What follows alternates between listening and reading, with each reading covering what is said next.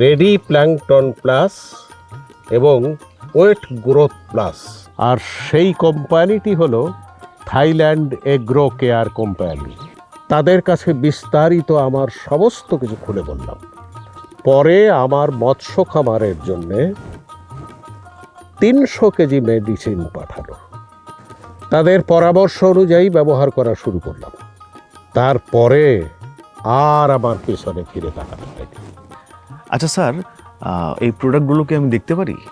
অবশ্যই দেখতে পারবেন। স্বপন, গোডাউন থেকে প্যাকেট 2টা নিয়ে আসো তো। এই হলো আমার মাছের খাবার। মানে আপনি পুকুরে এই দুইটা ব্যবহার করেন? এই 2টা ওয়েট গ্রোথ প্লাস আর রেডি প্ল্যাঙ্কটন প্লাস।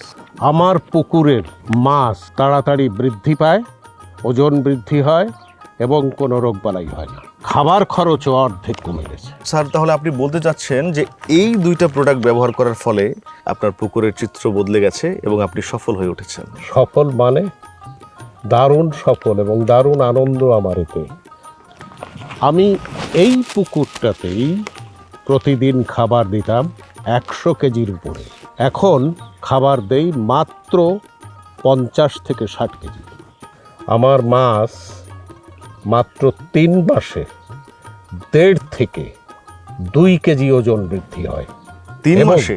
হ্যাঁ, এবং শুনলে অবাক হবেন, আগে যে মাছটা বাজারজাত করতে 1 বছর লাগতো, সেই মাছ এখন বাজারজাত করতে মাত্র 4 মাস সময় লাগে। আমি 2 বার মাছ বিক্রি করি বছরে? বাহ, তাহলে তো স্যার আপনি অবশ্যই সফল হওয়ার কথা। স্বাভাবিক স্যার। স্যার, নতুন যারা মাছ চাষে আসতে চায়, আপনার মতো হয়তো বা অনেকে আছে অবসর সময়ে, অবসর পরে তারা নিজে কিছু করতে চায় বা মাছ চাষ যারা বেছে নিয়েছে, তাদেরকে আপনি কি সাজেস্ট করবেন স্যার? তাদেরকে আমি সাজেস্ট করব, তাদের যদি কোনো জমি থাকে সেটা পুকুর করে সেখানে মাছ চাষ করতে, এবং তারা যেন মাছ চাষ করতে গিয়ে আমার মতো ধরা না পড়ে। ধরা পড়লে শেষ হয়ে যাবে এবং আমার সাজেশনও কোনো কাজে লাগবে না।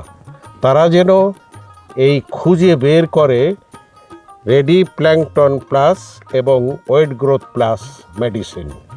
তাহলে মাছের স্বাস্থ্য ভালো থাকবে, মাছ নিরোগ থাকবে, পানি দূষিত হয়ে মাছ মরবে না। আপনাকে অনেক ধন্যবাদ স্যার, আপনার মূল্যবান সময় আমাদেরকে দিয়েছেন। আপনার অনেক সফলতা কামনা করছি, সুস্বাস্থ্য কামনা করছি স্যার। আপনার সাফল্য কামনা করছি আপনারও। সেই সাথে আমি আবারও বলি, আসুন আমরা 2 জনে মিলে এই রেডি প্ল্যাঙ্কটন প্লাস এবং ওয়েট গ্রোথ প্লাস জনগণকে দেখাই। নকল থেকে সাবধান থাকবেন।